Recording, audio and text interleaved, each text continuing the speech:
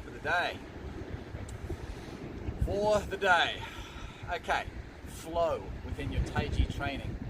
Again, applies to any martial art, any movement art that requires flow, I guess. Obviously, the basic thing to understand with flow, getting the movements to circle into the next one, is to take away sharp edges. So, for example, we wouldn't want to do a movement like this. See, that's not flowing. That's moving like a robot with sharp edges. So we need to curve off the edges into one another. Now, it's very easy to create flow if you're not worried about the martial intent. But at the higher levels of flow, the advanced methods of flow are quite tricky. So a basic understanding of flow, if I do this set of movements that I just did, for example, it could look like this. From here, watch the flow.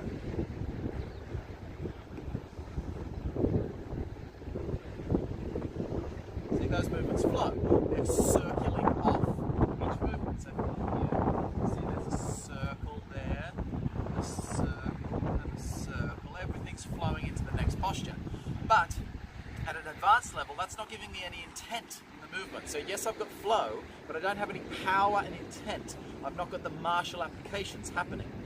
For martial applications to work, sure, if the movement is a circular action, then obviously the circular movement is already there if the martial intent is a circular strike. But what if this martial intent is a straight strike? Any kind of straight driving power movement like that, it's not circular, it's a straight angle. So what we have to do is to apply that, is to apply microcircles to the end of straight lines to bring out the martial intent whilst maintaining your circular flow. So when we want to bring out the martial intent and maintain flow, what we have to do is, I'll do it towards the camera so you can see. Watch the left hand. This is a basic flow from this position.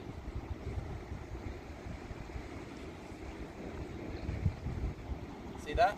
Circle, circle, into the next movement. But I've got no intent there, because the martial application of that strike is not a slap like that. It's a poke with the fingers straight in the neck. So how do I get a poke with the fingers and maintain flow into the next movement?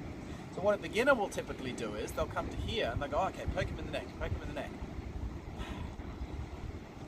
Now I don't have flow. See, doing it like that.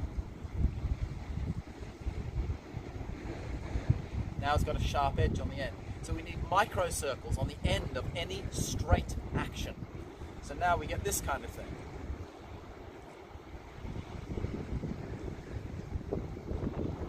Same out here, watch. And this is what you'll notice when you see someone at an advanced level of Tai Chi. They won't just flow, flow, throw into the next movement. At the end of each major application, you'll see those little microcircles. Here's one here.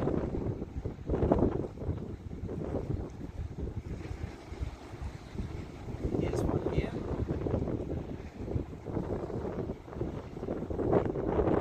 Here's one here.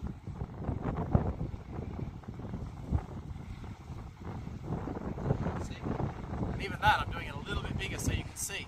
But those microcircles can be so small sometimes that you could not even see them.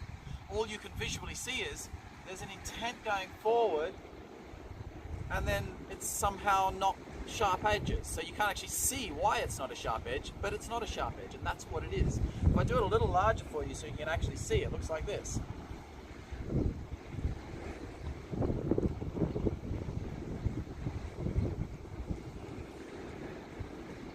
So you can see that whole circle happening now.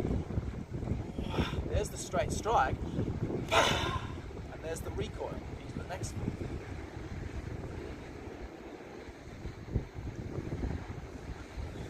There are 3 levels of applying these advanced circles into your form. The simple variations are like that one there, where I just have to go circle, circle, circle, circle. You can see the circle, that microcircle, is on the same plane as the larger circle. So here's the large circle, here to here.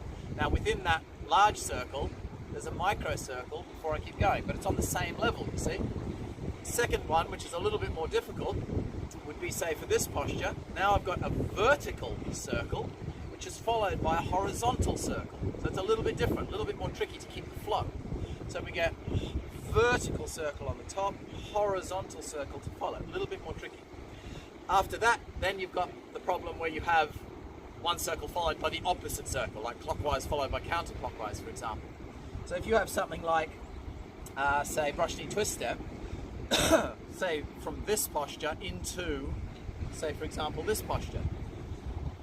The circle here on the left hand, the right hand's going circle, circle. So it stays on the same level.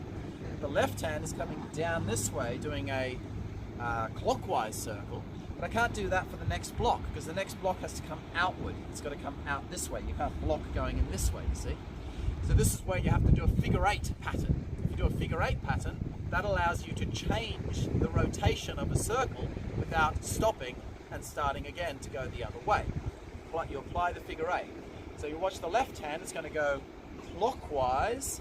It's going to do a figure eight through the middle to change to counterclockwise. In this case, I'm changing to counterclockwise and changing from a horizontal circle to a vertical circle. So we're getting a whole bunch of different little things happening. There's the clockwise, there's the figure eight in the middle, there's the change to vertical and change to counterclockwise. While that's happening, of course, the right hand is just doing a simple circle to circle.